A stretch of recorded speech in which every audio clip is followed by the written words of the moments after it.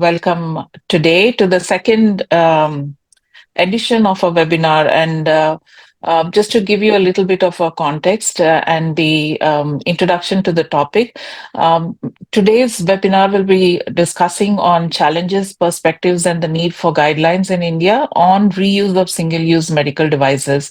And we are an organization that works with patients and patient groups, and our key area of work is to be helping patients and patient groups understand their therapy areas or their journeys once they are sick, and also the preventive part of it. And in the context of patient safety, we've been working for the last 6-7 years on various themes that the World Health Organization describes every year. And amongst these have been medication safety and patient and family engagement, even healthcare professional safety, etc. So this year we've been working on various topics, and one of the areas that we have picked up, and the topic for this year's patient safety was diagnostic safety, how to keep patients informed about diagnostic procedures and help them to understand the reports that they receive.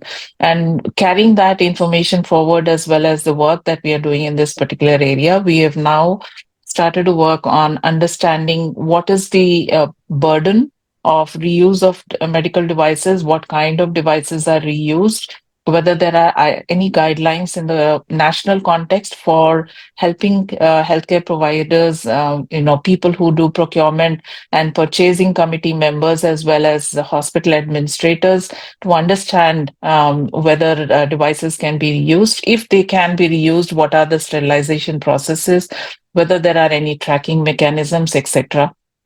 So our first webinar was had four experts, and some of the key takeaways from that first webinar was to establish clear guidelines and protocols for the. The outcome of that discussion was there was a key understanding or a core understanding that clear guidelines are extremely necessary and protocols for reprocessing are extremely necessary. A regulatory framework for third-party reprocessors. We do not have recognized accredited third-party reprocessors in the context of our country. What we understood from the experts was most hospitals do reprocessing within their own premises, and these are sometimes not do not have regulatory overview or any monitoring mechanisms or the methods to be able to understand how many times a particular device has been reused, or a tracking mechanism.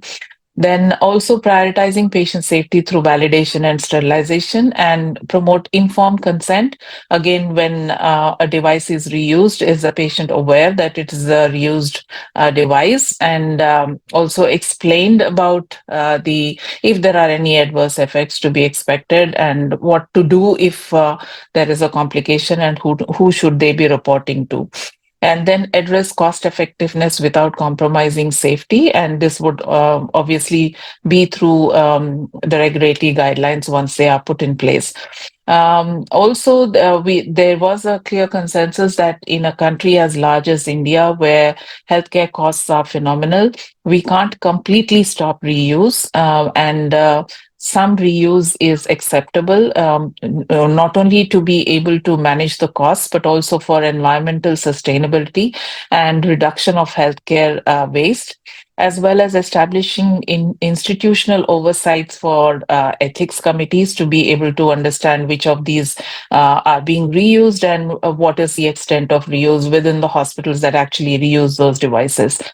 And then one of the most important factor that came out was that there is a great need to promote collaboration between providers, regulators, and patients. Currently, this is not happening. Hospitals work in their silos. And then develop some kind of a robust patient feedback and redressal mechanisms. So these were some of the key takeaways from our last webinar. And Vikas, if you can display the introductory slides, I will introduce our three panelists today, who have kindly agreed to join to share their expertise with us. Can I have the next slide, please? And it's my pleasure to be able to introduce our first panelist, Advocate Dr. Narendra Ahuja. And he was the State Drugs Controller, Food and Drug Administration for Haryana, and a professor of practice at MBN University, Palwal, and Director Corporate Affairs. He brings over 30 years of exemplary service in the field of drug regulation and public health, having retired as the State Drug Controller for the FDA Haryana. Currently, he's a professor of practice, as I had said before, and he has his extensive career highlights include chairing and participating in several national level committees, such as those under the Drug Consultative Committee and the Drugs Technical Advisory Board, or TTAB, focusing on critical issues like over-the-counter or OTC product regulations, patient compensation for faulty medical devices, and policy amendments for drug advertisements. He was also a special invitee in discussions on the Medical Device Safety, Effectiveness and Innovation Bill 2019 at Niti Aayog, and played a key role in drafting India's new Drugs, Cosmetics and Medical Devices Bill.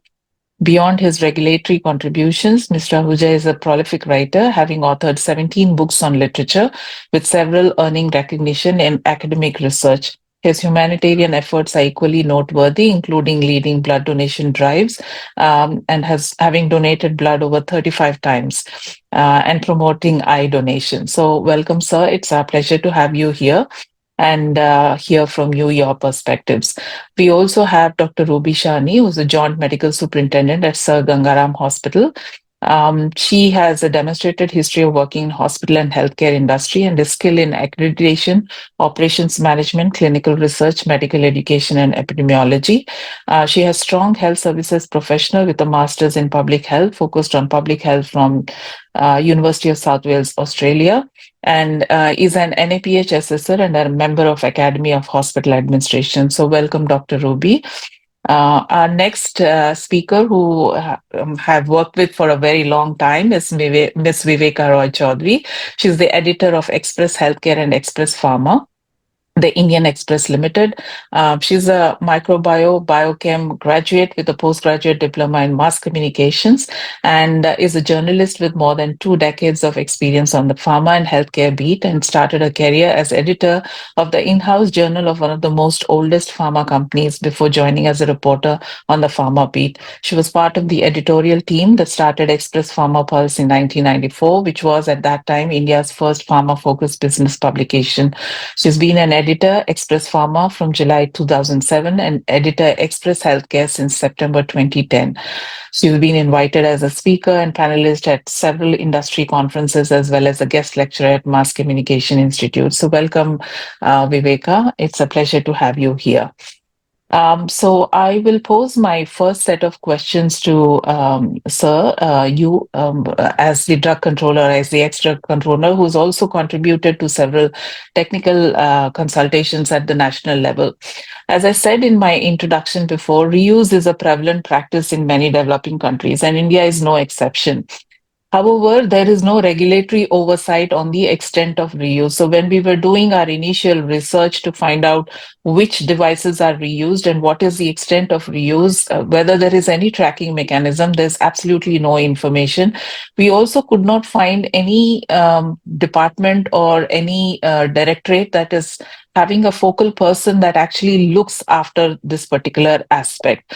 So from your perspective, what is the current environment for reuse, and how do we move ahead by creating some kind of guidelines in the context of our country? Thank you. Truly speaking, there is no such guidelines as on today.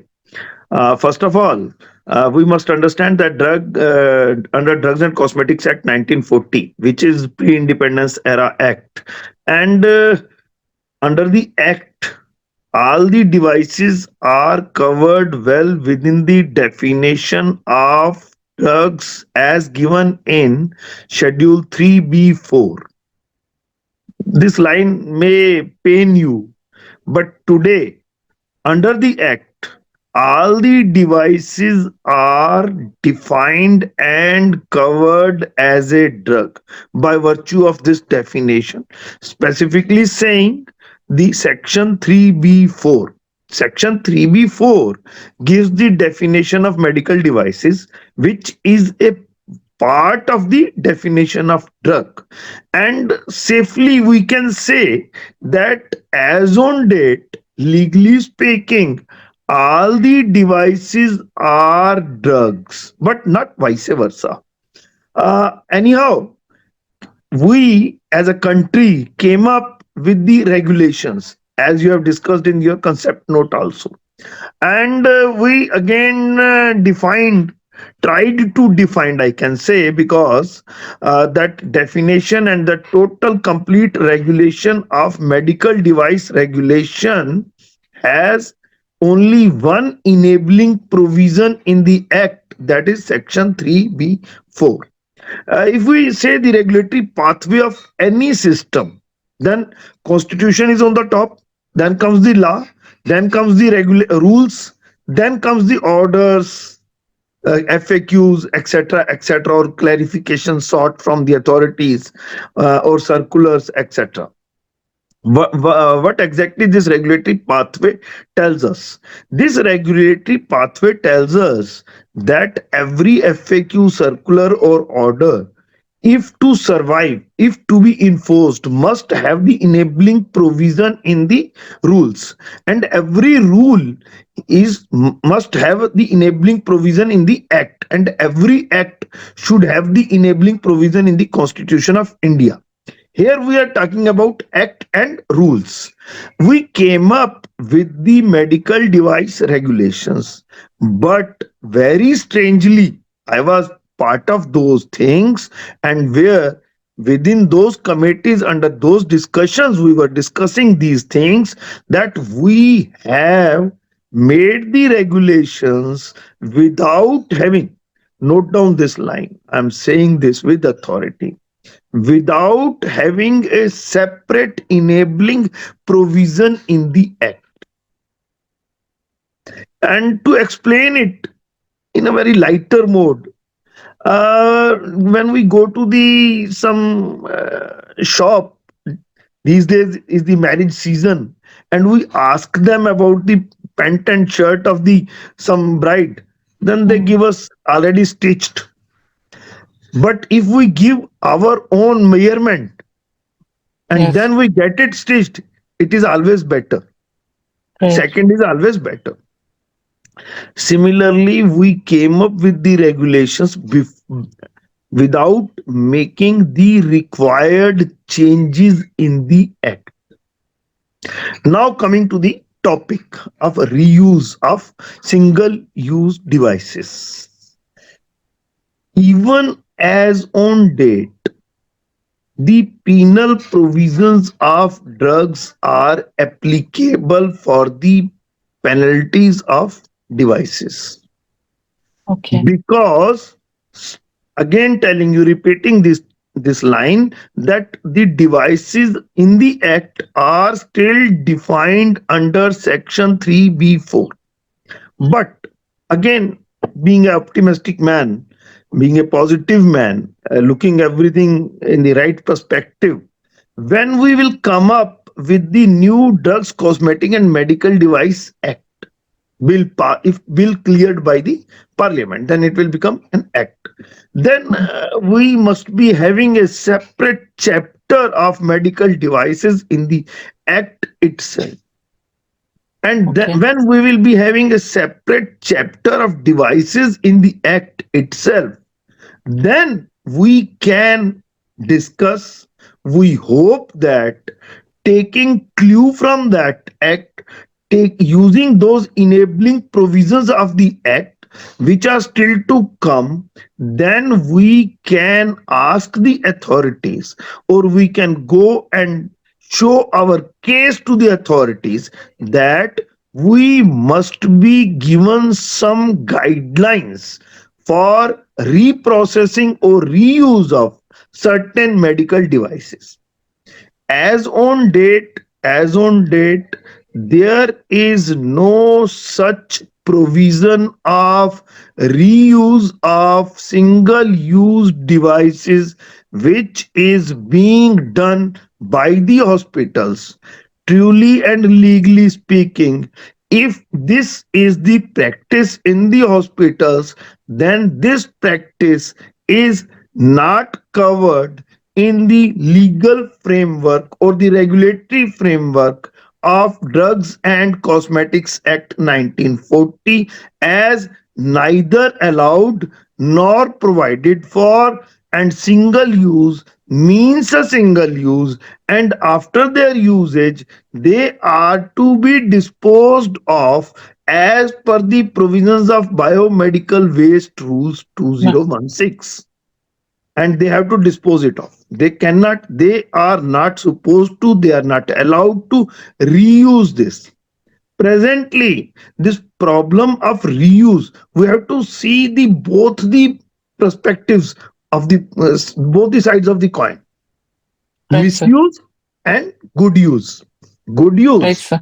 good use, which you are discussing, which you are saying that it is better for the patients or the customer to access of the healthcare system, to make it affordable, and to reuse it again and again, if we provide certain guidelines for reuse and reprocessing, for sterilization and extent of sterilization and third party, and then whether these are sterilized properly or not, and whether consent of the patient is taken or not, if we Right, take sir. all those things.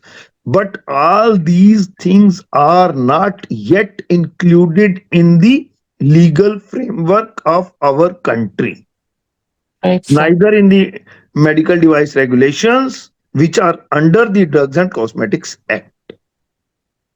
Second So thing, follow. misuse. Yeah, you want to ask something?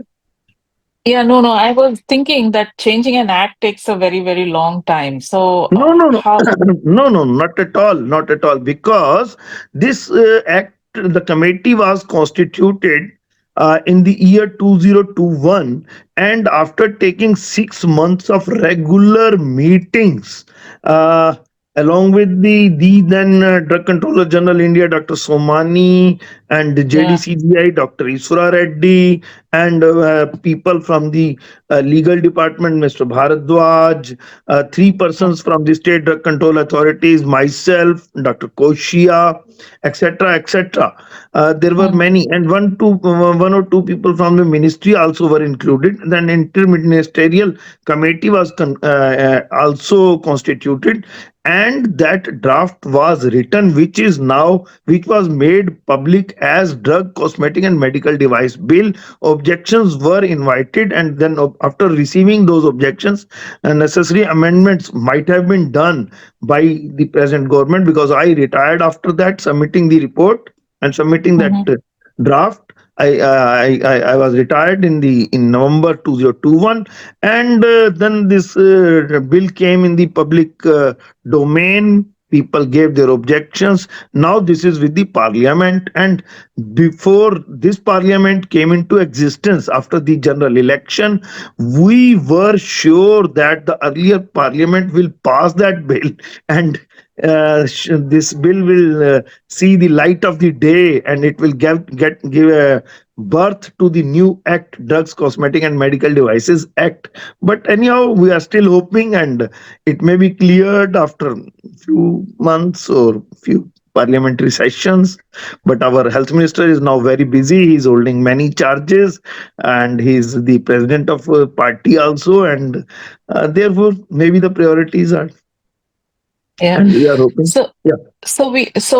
given this scenario, what would you advise? How do we go ahead as an organization? If I had to create a white paper with some recommendations, what could be some of those recommendations in those white papers that can be given to initiate a process to create these guidelines as the procedure for the act continues for adoption in the parliament?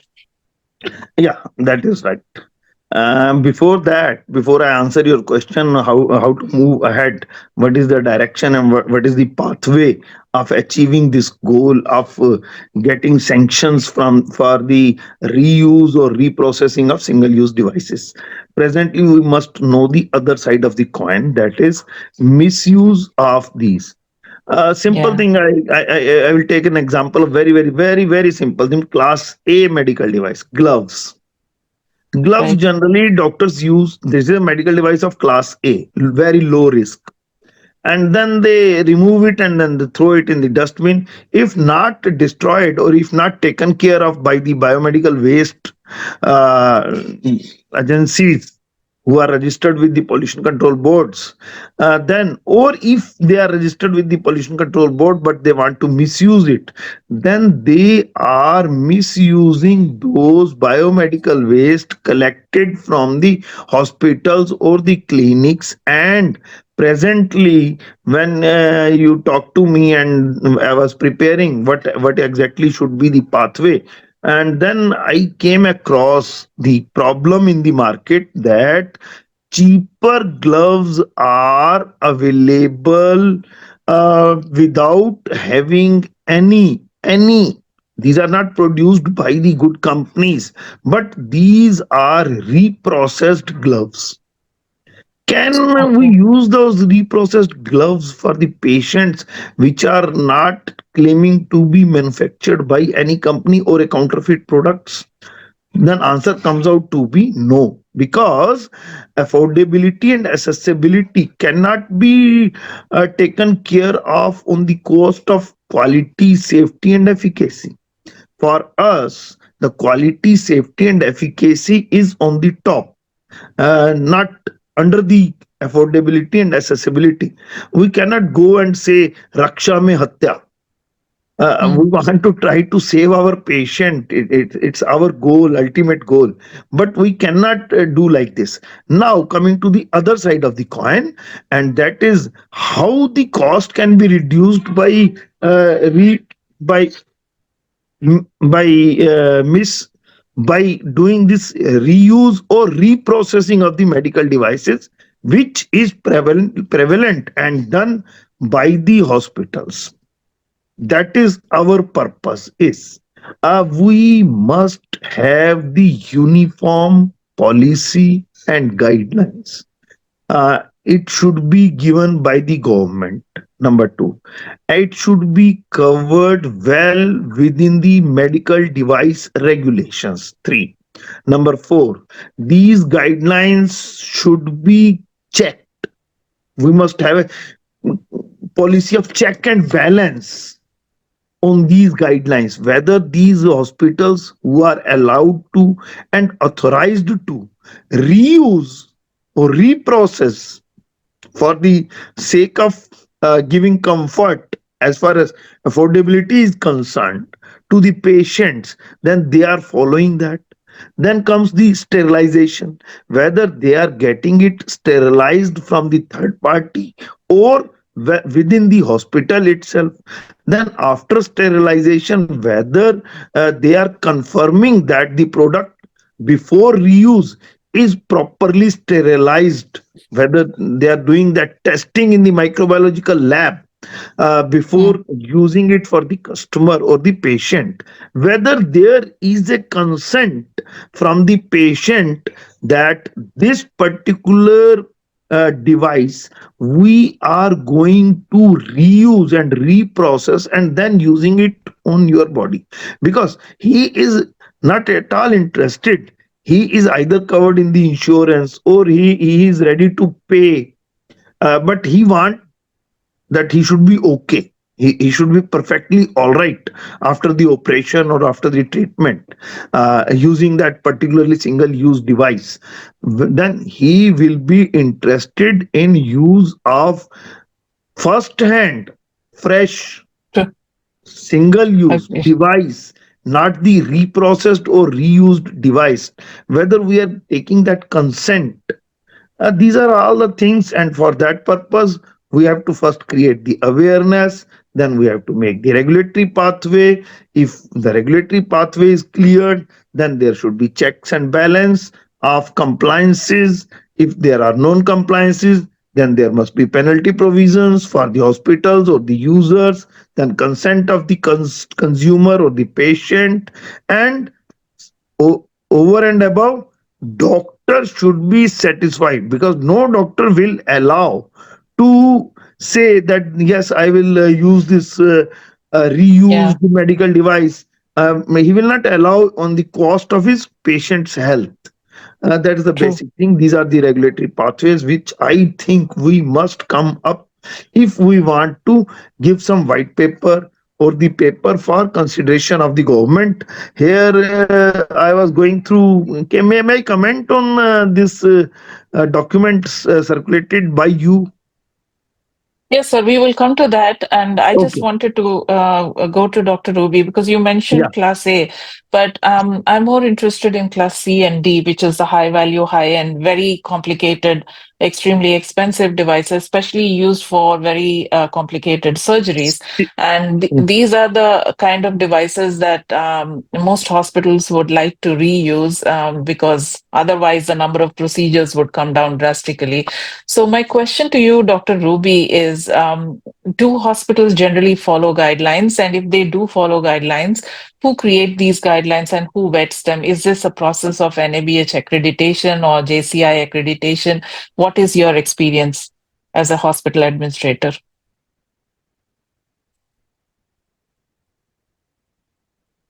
Dr. Ruby,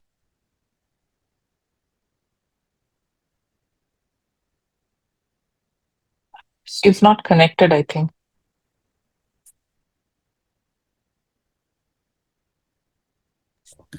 She's there. Just a second. So maybe I'll just go to Viveka until we get Dr. Ruby on the call. Viveka, you've been hearing about what Advocate Ahuja has been saying about there being no provisions currently for reuse in the legal framework. However, not many of us are aware of this. Even as physician who has been trained in this particular area, I'm not really aware of in these guidelines or non-existing of these guidelines. So, how do you think journalists can play a role in raising awareness, not only amongst the patient community, but in general, highlighting this issue so that the complexities of reuse are brought forth for a general discussion and there is some kind of awareness built around it so that the push for creating the guidelines is created? Thank you, Dr. Ratna Devi, for inviting me to participate in such a webinar. And I have been attending your previous webinars, and just getting aware myself. And I must state that as journalists, we run away from things that are too technical. The first urge is to do something that's easy, and it's not just journalists, as all human beings, and so Yeah. the healthcare beat is more technical, etc., etc. I teach young graduates who choose journalism, and very few of them are drawn to healthcare communications or science communication, simply because they feel that we won't be so good at it. It's so technical. What if we do something wrong? What if we report wrong? It's basically you want instant coffee over filter coffee. So Right. it takes some time, and the COVID, pandemic really showed everybody became a healthcare journalist. So the thing is that journalists need to be sensitized to these topics, made more aware. Advocate Ahuja had talked about awareness.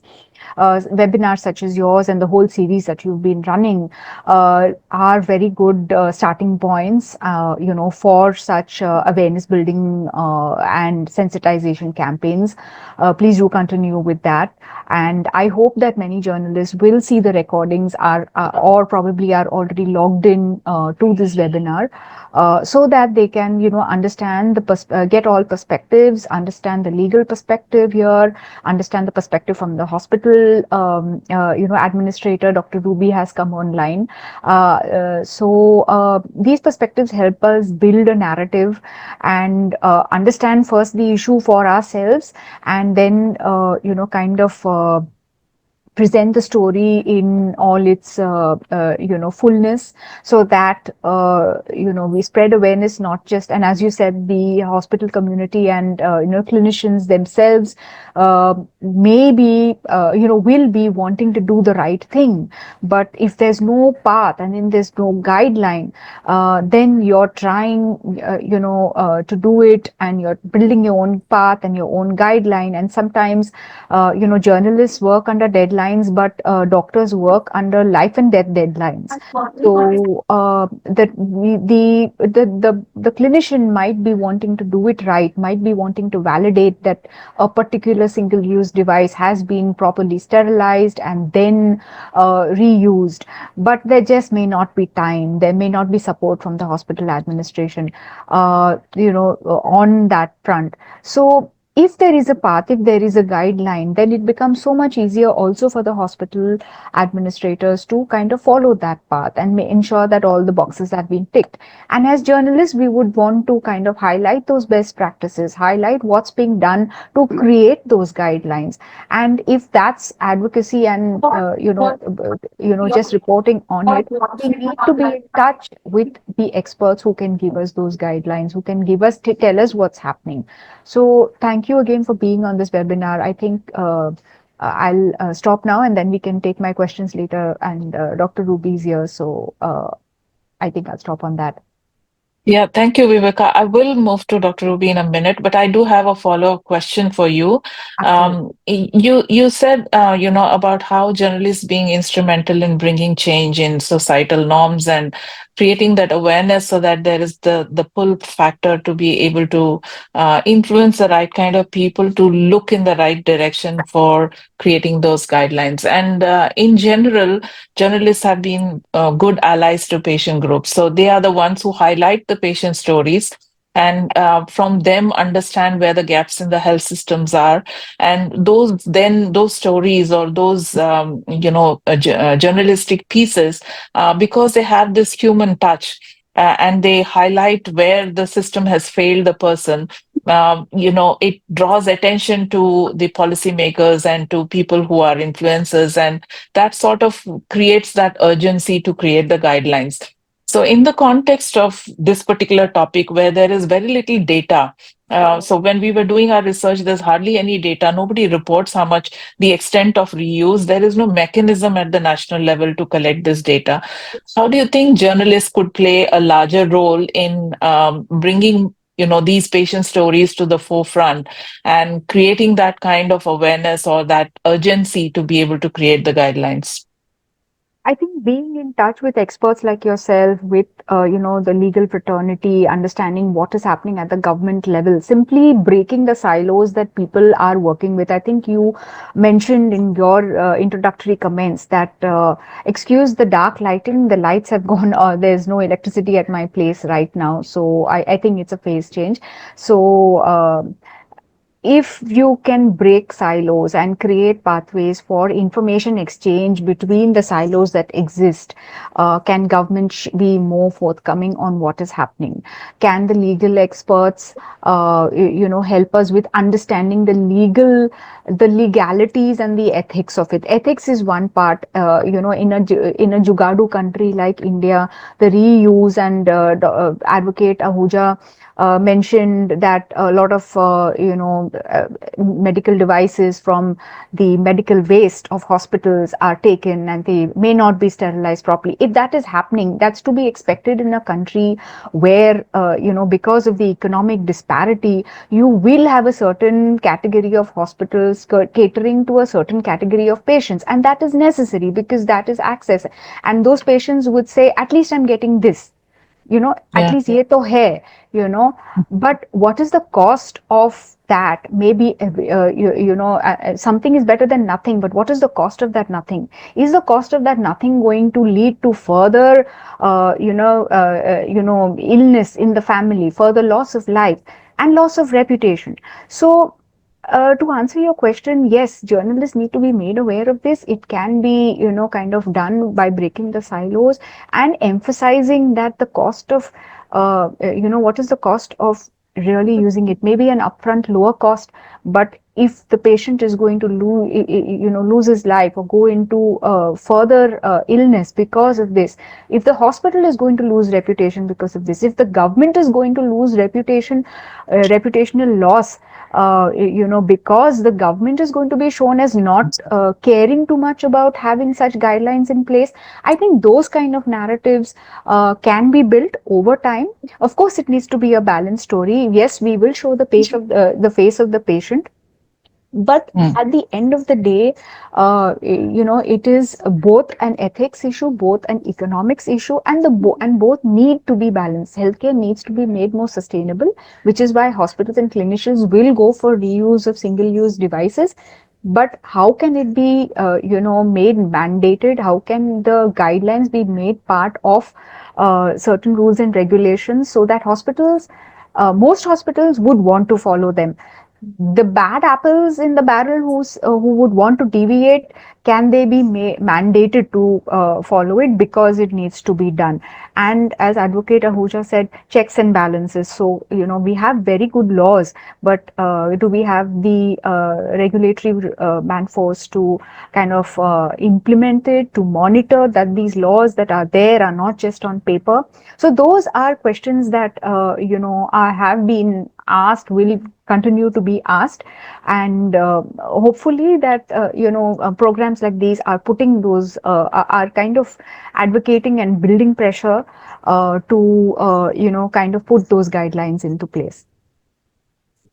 Thank you. That was quite a explicit answer, So every stakeholder has a place in the ecosystem to build that pressure, and it's not just one of us, but all of us together.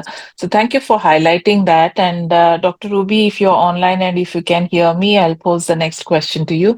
So when I was talking, thank you. So I was talking about what Advocate Ahoja has spoken earlier regarding the absence of any guidelines, or not only the guidelines but the framework to be able to create these guidelines in the existing act, and in the absence of that, we do know that hospitals have their own guidelines built in place. So who creates these guidelines and who vets those guidelines, and are these guidelines a part of NABH accreditation or JCI accreditation? Good afternoon, ma'am. Yes, in our hospital, I'm just saying, we have got a microbiologist, the infection control committee. Yeah. And they like observed for a few months and saw that some of these reusable things which broke like in one or two uses, and some had longer sustainability, some Yeah. required more of like deep cleaning sort of process. According Yes. to the usage and observation, the hospital made their own guidelines, and we've Okay. implemented that through our HSCC committee. So we do have a Okay. set of guidelines which we implement, and we are following those guidelines only. And accordingly, the cost, because as ma'am was saying, the cost is a major factor, which because of which we are forced to use these devices, which are called as single use device. So for these things, the cost has been divided accordingly, so that the patient is billed accordingly, and we use a particular set of, for example, a catheter for those number of times only, which has been told by our HSCC committee. Thank you. And also, I asked a question about whether these guidelines are also sort of accredited or No, reviewed by NABH, NABH. NABH has got no guidelines on their own, so they agree to whatever our SOP says. I see. Okay. Yes. Now, now that you have the guidelines, and you also have a list of devices that can be reused and a list of Yes, devices which yes, are an yes, absolute yes, no-no. yes. We have. So based on this list that you have within your hospital, how is the patient selection made? Is it the person who is using the device who makes the choice on which patient gets a reused device, or is it some kind of a hospital system which automatically selects the patient who will get a reused device, or who will get a fresh device? How is that selection made within the hospital? No, it's a universal protocol. The devices which Okay. have to be reused are being reused, and the surgeon also knows about it, because ultimately Okay. it's cost effective. So it's a policy of the hospital. It's not like on choice basis. And patient is also aware about it. It's surgeons, like ma'am was saying, it's right.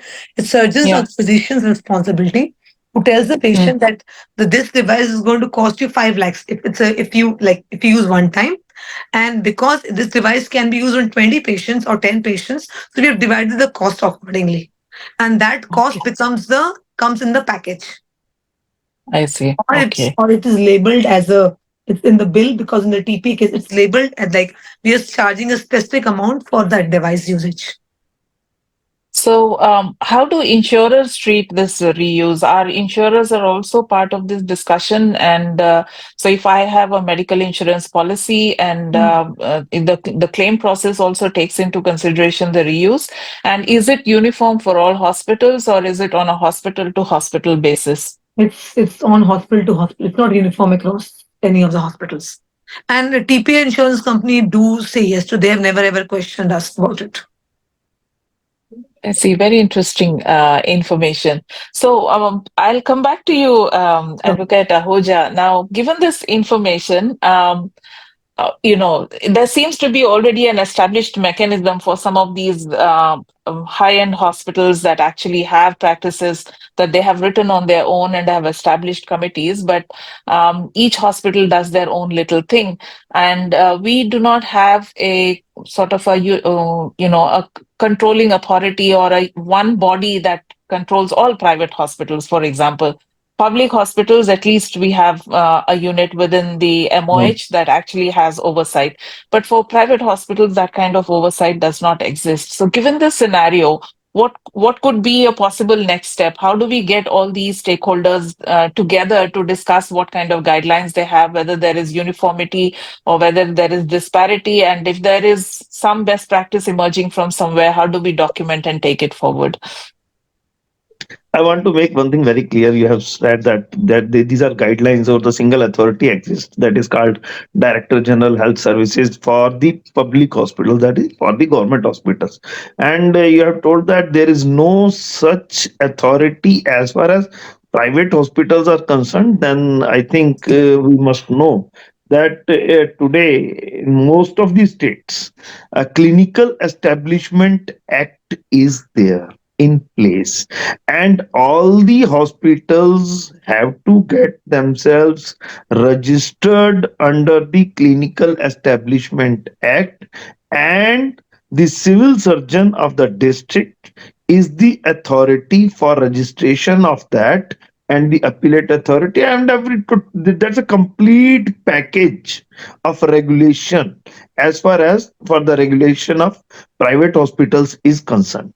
Dr. Ruby has told that every hospital has its own guidelines, and these are not vetted by or approved by or consented by any government authority controlling these hospitals.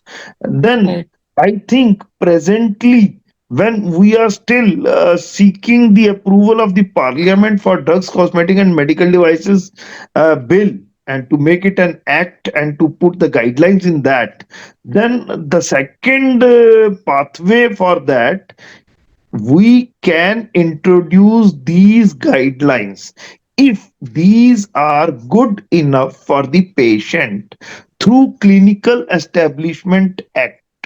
And Uh, Clinical Establishment Act can provide these guidelines, but again, I've spoken but twice, because I yes. want to stress on that. Stress is that we must consider risk benefit ratio for the patients. We Right, should not go for raksha mein hatya. right, We sir. want to because patient safety is our utmost concern. True. We are concerned about the patient safety, and we cannot infect the patient with new infection only because of the name of in the name of saying that we are cutting cost for you. I have already told you that quality, safety, and efficacy is above the accessibility and affordability. We can't say that this particular procedure of reuse of medical devices is better because it cuts the cost. Then we can say sasta roye bar bar, महंगा roye ek bar. then that patient has to undergo again number of treatments because he got some new infection because of that reuse of that uh, particular medical devices. I have given the example of class A just to make it very easy. I True. could have given the example of class C also. You can take the Mm. catheter. If we reuse the catheter, then how can we ensure that this particular catheter is now free from all the infections? It is cleaned properly and then it is sterilized properly. And after sterilization, it is packed properly. Then that process also costs. What we are going to save? Then what we are going to save? We are not going to save Exactly. anything. That cost that will equalize the cost which we are cutting because of the reuse of the medical device. Therefore, this can be done if required, depending upon the risk benefit ratio for the patients, then through Clinical Establishment Act also. Any other question? So, just that the Clinical Establishment Act has not been adopted by all states. So again, there is a challenge there. Uh, Also, just most of the states has adopted this Clinical Establishment Act. And Mhm. if this is almost a closed door webinar, most of the states ruled by the same party or the NDA led governments, they have adopted this Clinical Establishment Act. Then this can be Okay. done through that. That's a good suggestion, sir, and we will certainly explore that because it never occurred to her that us that we could explore this pathway. One follow-up question, and while we were doing this research, we were also looking at some kind of guidelines from established countries like, say, the USA, Japan, Australia, and certain European countries, and there they have a very clear list of devices that can be used, usually class C and D. Class A and B are never reused. They are supposed to be disposed of. And like you correctly said, the cost of actually making them reusable without having any infection or any residual chemical, particles or whatever it is so high that it is easier to actually have a fresh set of gloves or a set of catheters than having them reused after following the processes for sterilization. So it's class C and class D, which are usually high value, high end devices, which need special skills from doctors that are usually reused. And then for this, usually hospitals do not do it. There are certified third party processors who collect these devices from these hospitals, follow the very stringent guidelines laid down by, say, the FDA, and then the hospitals repurchase them back from these third party processors. In the context of our country, we do not have such a mechanism. We do not have any third party reprocessors, and we do not have any agency that has that expertise or is doing something like that. Sometimes it is the OEMs that are also the reprocessors. So, for example, some very high-end surgical devices, the OEM is also the reprocessor, and they are the ones who are selling it back to the hospitals because they already follow FDA guidelines for the OEM device. They also follow stringent mechanisms for reprocessing as well. So you have earlier mentioned that the act is now under consideration. So have all these things been considered under this new act, and was there any discussion around this? Sometimes I have to say very bluntly that I do not agree with this. As far as third party sterilization is concerned, these are available in our country also.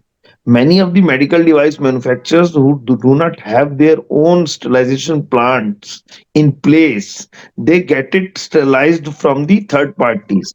Therefore, we cannot say that these third party are not available.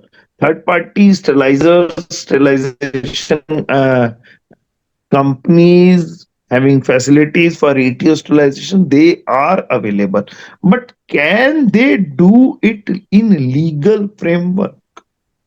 Can Mm, they collect a used device? Can they re-sterilize it and sell it back to the end user? Answer comes out to be no. There is no such provision of reuse. Can we recollect the not of standard quality drug and reprocess it and make it a standard quality drug and resell it again? Answer comes out to be no. This is not mm. allowed. This is not allowed. Once it is declared not of standard quality, then it is to be destroyed unless and until that defect is only a labeling defect, or there is some spelling mistake, or there is some width of the stool H red line. These are Yes. these defects have no effect on the quality. Same is with Right. the devices. Same is with the devices. But if device is once opened, used, and then we say that now we want to reuse it by getting it re-sterilized, there is no such provision. Thank you so much, sir. So, from that, I would probably ask Dr. Ruby another question. You mentioned about patient being aware that they are, I mean, the surgeons or the clinicians inform them if a particular device is being reused. Is this documented in a formal consent, or is it just a verbal confirmation that is given to the patient? And if it is a formal consent, can that be considered as a best practice that can be disseminated to other hospitals? Because there is so much of variance in consent as well. So how would you share that experience with other people and help them to understand how a formal consent can be taken? Oh, that's consent is a good idea. Though it's a verbal thing, it's not a written document. But if we can come up with, like, all the private hospitals can come up with some sort of consent, and then we can get the signature from the patient before the surgery, that will be a good thing. But then what our sir was saying about it, patient is a layman. Like, see, there's the other side to it. If you if you go to legality, after signing consent also, if something goes wrong, you can't blame the patient by saying that you had signed the consent, so it's not our problem. So what I feel is the hospitals have made their own policies on reuse. It should be, if you want to make this consent form, first the reuse policy should be made a universal policy. Then only consent should be introduced. I agree. And I don't think it's about blaming, but it's about transparency. So Exactly. some of these hospitals are have a very good reputation because of the kind of medical services that they provide to the Yes, yes, patients. yes. And a lot of patients come to these hospitals because of the faith that they have that even if they are in an Exactly. advanced stage of a certain condition, they have the best doctors and therefore they will get value for the services that they are paying for. Under such circumstances, Hmm. preserving the hospital's reputation as well as ensuring transparency so that patients who are availing these services are made aware of what is being provided to them is a good practice.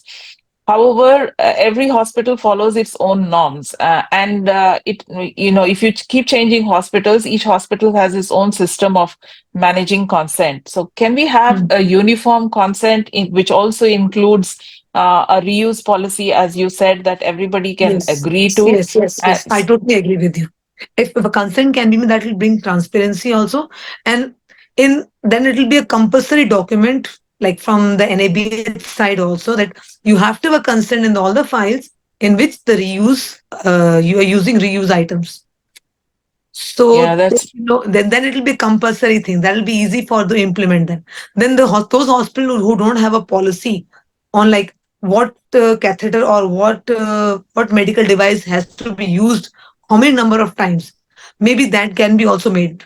That will be transparent, cost effective भी रहेगा, patient को cheating भी नहीं होगी कि example आपने कह दिया ये रीयूज है और आप उसको 4 बार यूज करोगे, then ideally 4 bar means a 40,000 thing should be divided 10, 10, 10 among 4 patients. That true. Then that will bring more clarity once the consent gets signed up. So, a Otherwise, you follow-up can question to charge you. like Yeah. yes. Sorry. So a follow-up question to you, Dr. Ruby. So for those who pay out of pocket, that's fine. I mean, you will distribute it amongst four, say 4 times. If it's 4 times, then 4 patients, Mm. and each patient pays. But when Yes. it comes to insurers, maybe that kind of clarity is not there. So do you see value in bringing insurers also into the conversation when we are talking of transparency and patient consent, as well as managing the whole Definitely. Like if I talk about my hospital, the use items are same if it's a patient is of TPA or a cash. yeah. If I'm making a policy of a particular medical device to be charged 4 times, it's charged in a similar manner. A similar code is made, whether it's TPA or a cash. So a uniform thing is more better because the people who have got insurance also have a particular amount which they can spend over a year's time. Just cannot, because the patient has insurance, you cannot charge him the whole device because this insurance is paying. Then it might get like liquidified very quickly in the starting of the year, and by end of the year he's got no money for himself. So it's better to have a uniform policy. I agree. Thank you so much for that.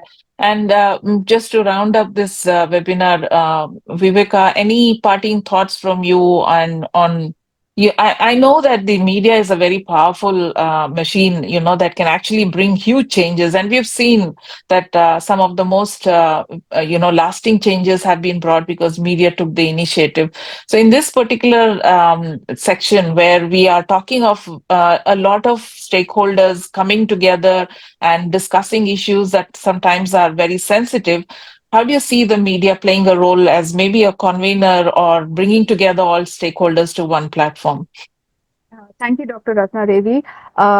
Media's role is what society allows it to play.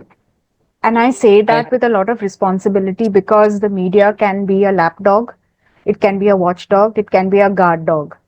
So media houses have their own sustainability issues right now, shrinking newsrooms and combined with a lot of the whole deadlines, etc., etc. So I mean, yes, media does play a role, and during COVID, everybody played up that role, and media did play an advocacy role during that time. But even in times of non crisis, can we nurture media and can we nurture the next generation of reporters so that they see the health beat as important? It may not be as glamorous as the Bollywood beat or as the BFSI beat, but can we nurture the next generation of journalists so that they look at health as something that needs to be covered, that needs to be, you need to invest time to understand health beats. And I'm sorry that I'm sounding like a broken record, but I think people like you are doing quite a good service by having such webinars. I do hope that this webinar is populated so that more people who are interested, more journalists who want to report on this can see this recording, can come back to you, can come back to Advocate Ahuja, can go to Dr. Ruby to understand the perspectives. I hope that we can get someone from government on, future webinars that you do on this subject so that we can understand and get better ideas and a little bit of transparency and color on what is happening at that end. So that the story has to be balanced, the narrative has to be balanced. I know it's difficult, but that's my parting shot on that. I hope I've answered your question. And I know you'll have Yeah. follow-up questions if I've not answered it. Thank you, Viveka. So I'll go to Dr. Advocate Ahuja and ask his perspectives. What would be your advice to patient groups like us? We do not have much knowledge on the legal aspect of it. We are also not medical experts. We are consumers. However, as consumers, we are the ones who are most affected, and that is the reason why we want the change to come within the country so that patients get what they deserve and whatever the value for whatever they are paying for. Given this scenario, how do you think we should move forward, and what would be your advice to patient group like us? So you are muted. My simple advice is that unless and until we have the regulations in place, number one, we have that regulations approved and vetted Number two. Number three, we have the Drugs, Cosmetic and Medical Devices Act, and under the regulations we have certain pathway for reuse of devices. Then only we should advocate these. Otherwise, looking into the risk benefit ratio, I find more of the risk than the benefit. On the only benefit which came out to be that cost cutting, and cost cutting should not be in the name of quality, safety and efficacy, or if it is infectious, it cannot be propagated or it cannot be used for the patients. And we must first try to get these things standardized, get these things vetted, get these things approved from the government, either through Drugs, Cosmetic and Medical Devices Act, or through Clinical Establishment Act, or any other act for the time being in force. Then only we must advocate about these. Otherwise, we should keep constraint. Thank you, sir. There is one question from the audience.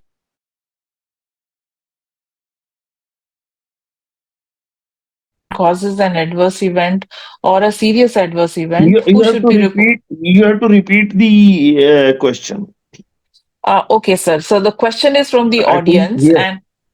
and the I question couldn't hear. is, the question is, if a single-use device is reused and causes an adverse event or a serious adverse event, who should be reporting it and who should be held responsible under MVPI, the Metro Yeah, Vigilance? we have the authority in place, and that is called Material Vigilance. That is PVPI type of authority, Yes, situated at IPC Ghaziabad, right, right, and there sir. we have to report that to that. And number two, we have to send the copy to the civil surgeon. Number three, we have to send the copy to the drug administration, drug control authority of that area, So it's in the case of any. hospital. It's Number the one hospital. thing I want to make very clear.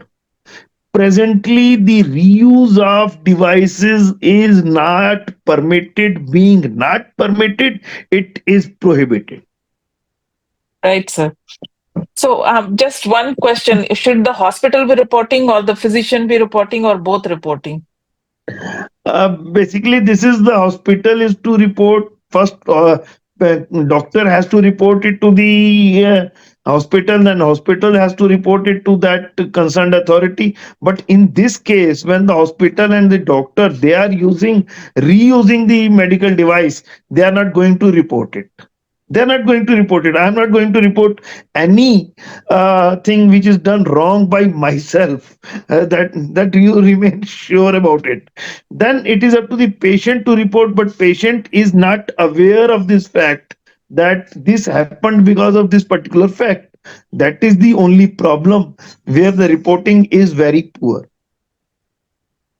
I completely agree with you because it's not about MVPI. Even for pharmacovigilance, not all adverse events are reported, and a lot of times patients have no clue that these are events that can actually be reported. And even though there is so much of awareness generation, the pathway to report is not easy.